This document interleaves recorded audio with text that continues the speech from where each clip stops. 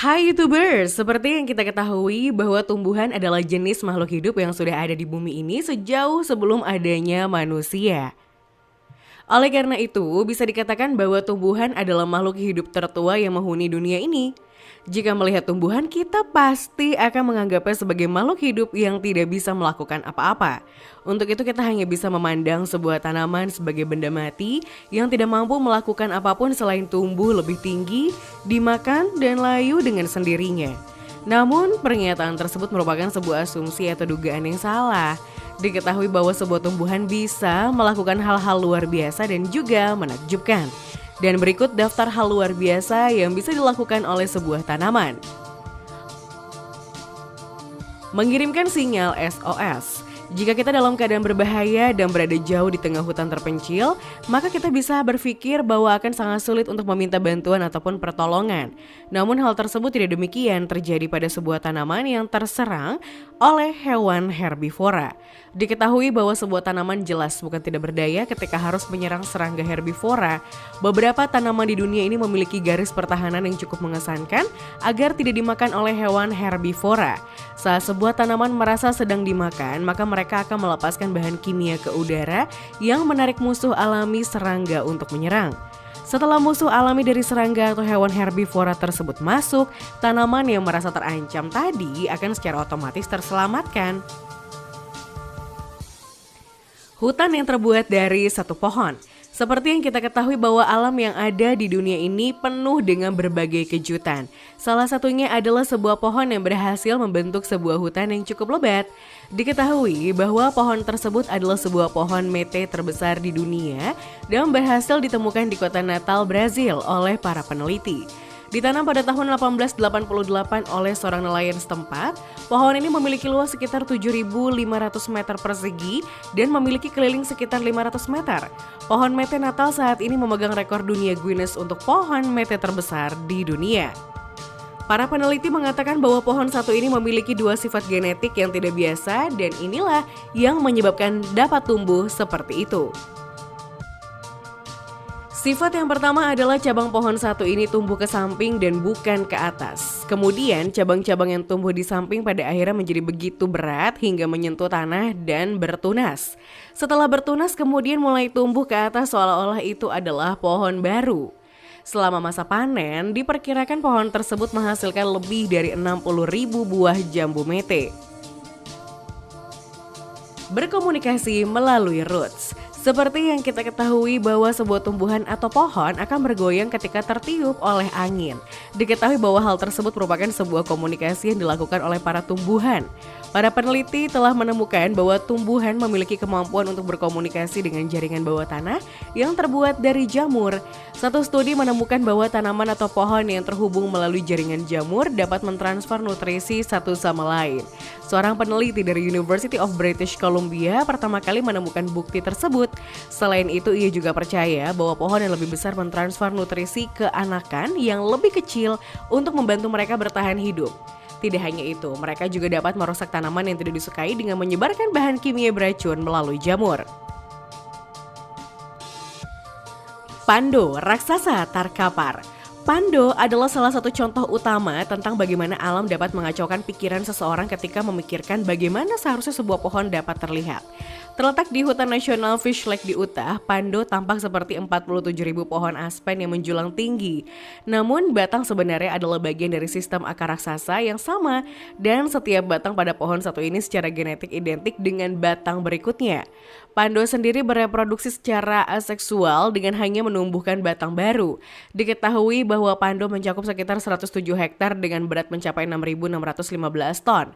Selain itu tanaman satu ini juga telah berumur setidaknya 80.000 tahun dengan beberapa di antaranya yang diperkirakan berumur 1 juta tahun. Sebelumnya tanaman satu ini dianggap sebagai organisme hidup terbesar di planet bumi, tetapi gelar itu sekarang menjadi milik tikar jamur yang memiliki luas mencapai 1.000 akre yang ada di wilayah Oregon.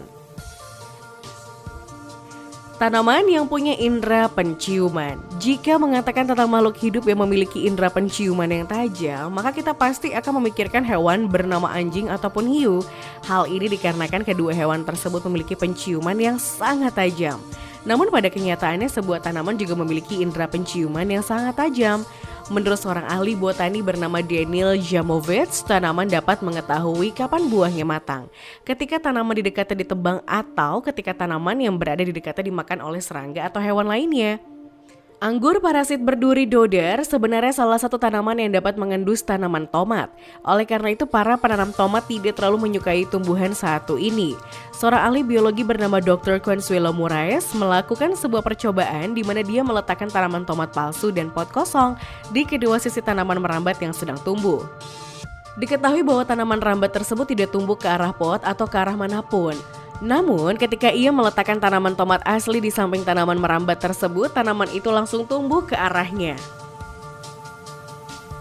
Tumbuhan yang tahu jam berapa saat ini. Para peneliti mengatakan bahwa manusia dan hewan memiliki jam internal pada tubuh mereka dan hal ini disebut juga sebagai ritme sirkadian.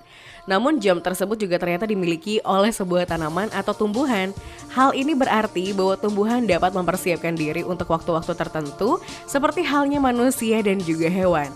Salah satu contohnya adalah sebuah tumbuhan tidak hanya bereaksi terhadap cahaya yang muncul saat matahari terbit, namun mereka akan mengetahui kapan matahari akan terbit dan tumbuhan tersebut akan mempersiapkan dirinya secara biologis.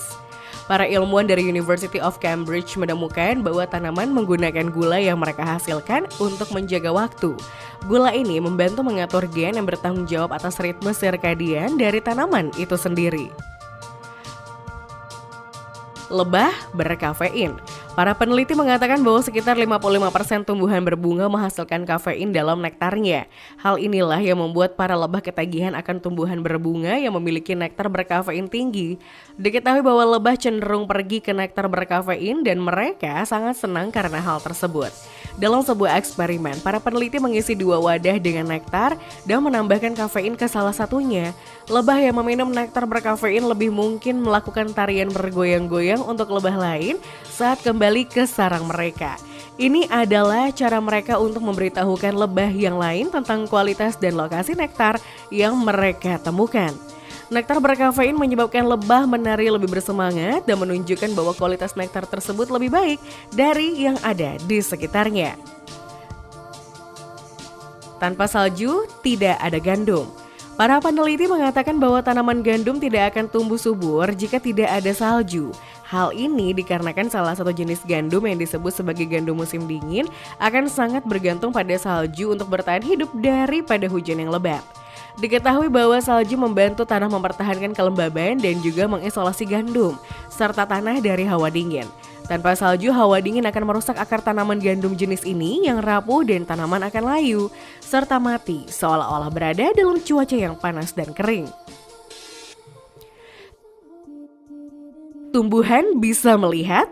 Pada awal abad ke-20, seorang peneliti bernama Francis Darwin yang merupakan putra dari Charles Darwin mengatakan bahwa tumbuhan memiliki sel yang peka terhadap cahaya dan hal ini mirip dengan sebuah lensa.